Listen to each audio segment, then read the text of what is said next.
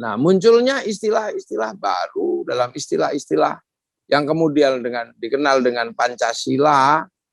Inilah yang luar biasa, terutama bagi kaum muslimin, tidak mempersoalkan lagi. Karena Pancasila adalah sebuah konsep hidup bersama yang mewakili kesadaran seluruh masyarakat Indonesia. Kesadaran yang paling tinggi adalah kesadaran teologi. Dan kesadaran teologi itu terwakili di dalam ketuhanan yang Maha Esa.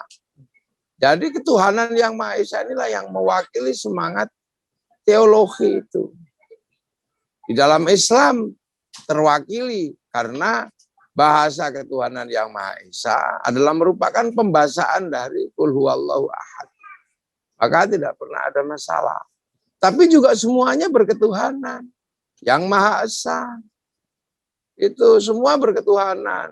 Orang-orang Nasrani ya berketuhanan. Orang Hindu berketuhanan. Orang Buddha berketuhanan. Nah, cara berketuhanan inilah yang kemudian tidak lagi mempersoalkan bahwa agama terakomodir di Indonesia ketika menjadi sebuah nation state yang akan dibangun secara bersama-sama. Atau yang kedua adalah kemanusiaan yang adil dan beradab. Gitu. Nah, kemanusiaan ini juga sikap kebersamaan. Gitu. Kemanusiaan ini sikap kebersamaan. Semua akan terlindungi oleh kemanusiaan. Apalagi ketika kemudian berikutnya adalah menggunakan idiom-idiom yang ada dan sangat kuat yang dipahami oleh kaum muslimin. Yaitu tentang konsep adlun. Makanya penggunaan bahasa yang adil adalah penggunaan bahasa yang sangat mewakili prinsip-prinsip bagi kaum muslimin, yaitu prinsip keadilan. Dan bahasa yang dipakai adalah bahasa yang apa adanya, yaitu bahasa adlun. Adlun itu apa? Wa syai'in fi mahallihi, meletakkan sesuatu pada tempatnya. Kemudian bahasa yang dipakai juga adalah beradab, berperadaban. Gitu. Jadi bahasa-bahasa yang dipakai itu adalah bahasa-bahasa yang sehingga waktu itu sebagai kaum mayoritas kaum muslimin tidak pernah mempersoalkan. Gitu loh. Karena menggunakan bahasa yang paling fundamental yang selama ini dikenal oleh prinsip-prinsip kaum muslimin, keadilan dan keadaban. Yang ketiga adalah persatuan Indonesia.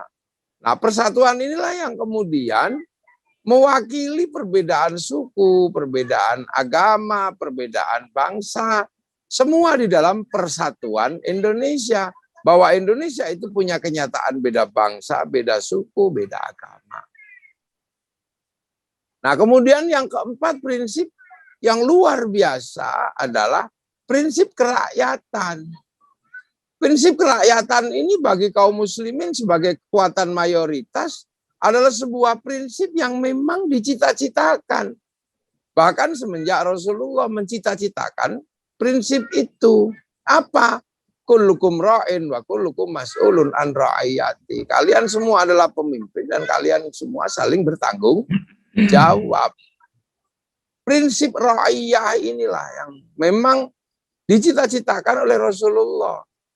Nah, di Indonesia prinsip ra'iyah saling bertanggung jawab waktu itu juga susah diperlakukan karena konsep dasarnya adalah raja atau hamba, kawulo atau gusti.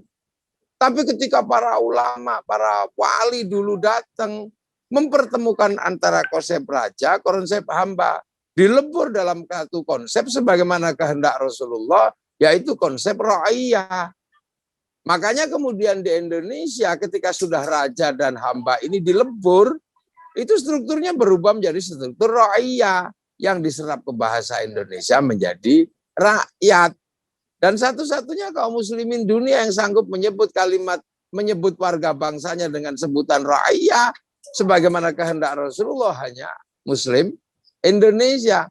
Makanya ketika kemudian kerakyatan itu adalah sebuah prinsip dasar yang memang dikehendaki oleh kaum muslimin tentang ra'iyah sebagaimana dicita-citakan oleh Rasulullah.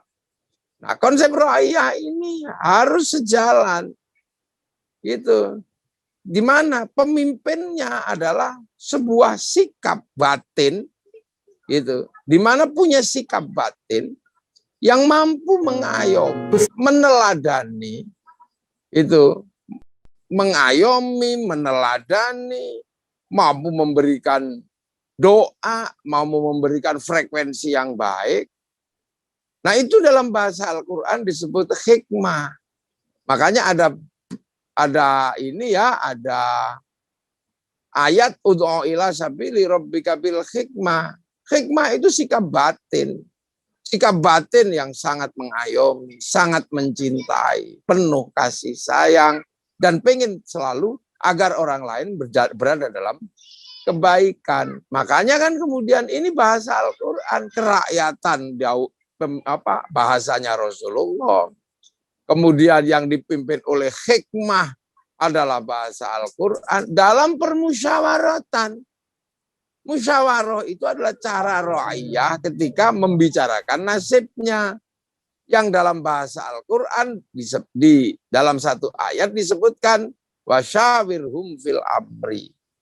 Makanya kemudian penggunaan bahasa musyawarah ini adalah mewakili kaum muslimin dalam bahasa Al-Quran.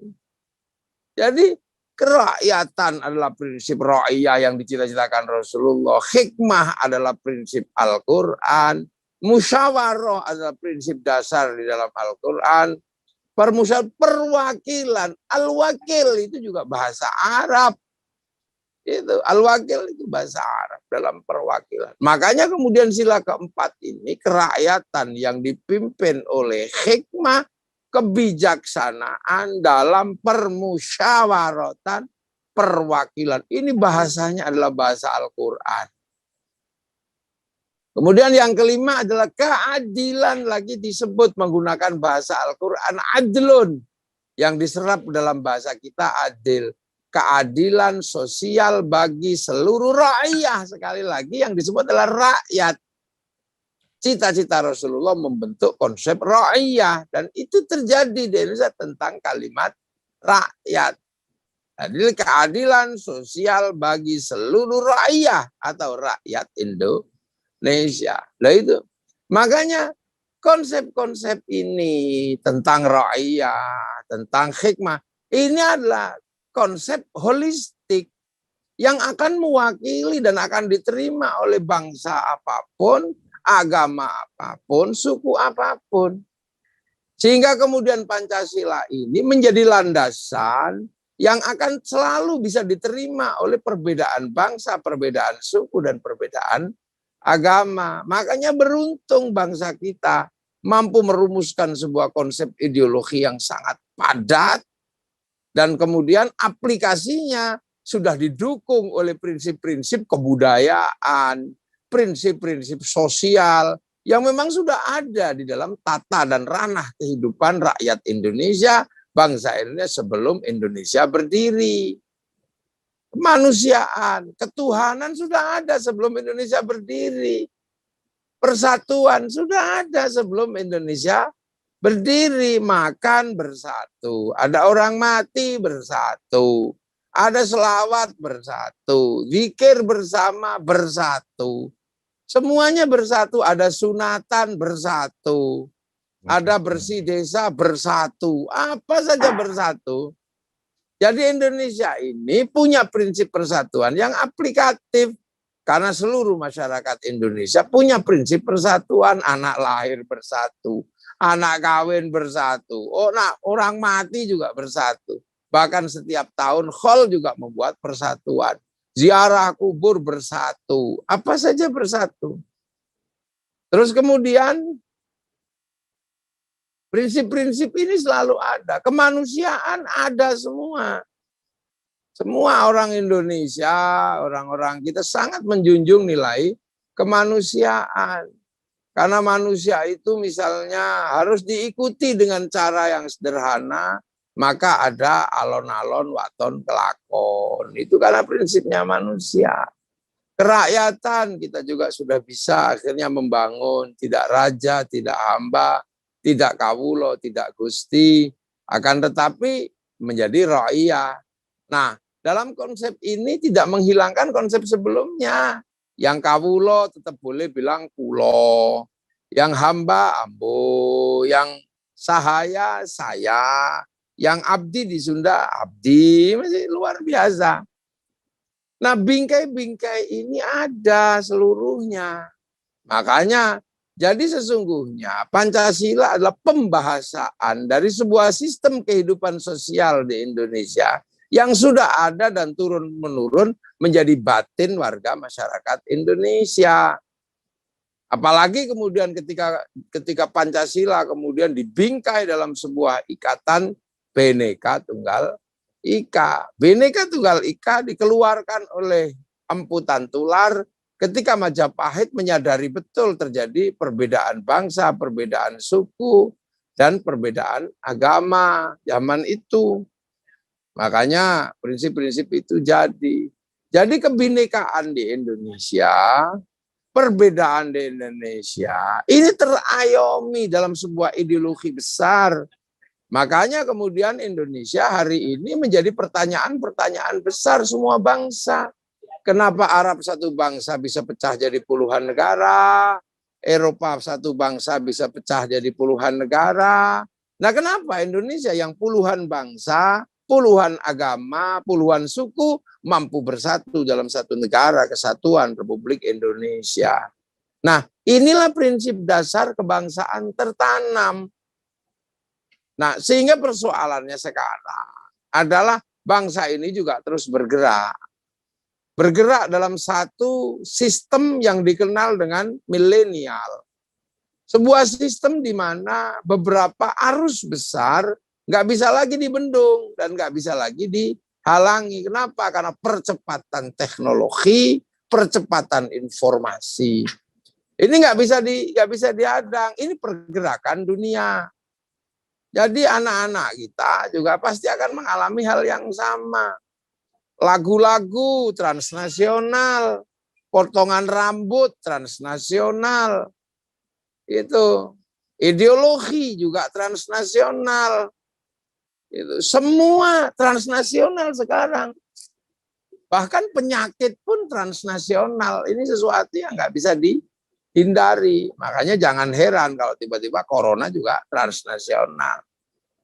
Itu WhatsApp transnasional. Apalah ini negara mulai mungkin nggak memproteksi hal-hal seperti ini. Nah, ini memang butuh dukungan masyarakat.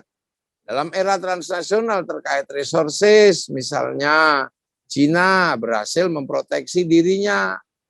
Alat-alat ukur pembelanjaan yang selama ini menggunakan Amazon bisa ditekan dengan lahirnya Alibaba, WhatsApp dengan WeChat. Nah, ini suatu yang tidak bisa. Kalau tidak suatu itu dihindari, nggak bisa.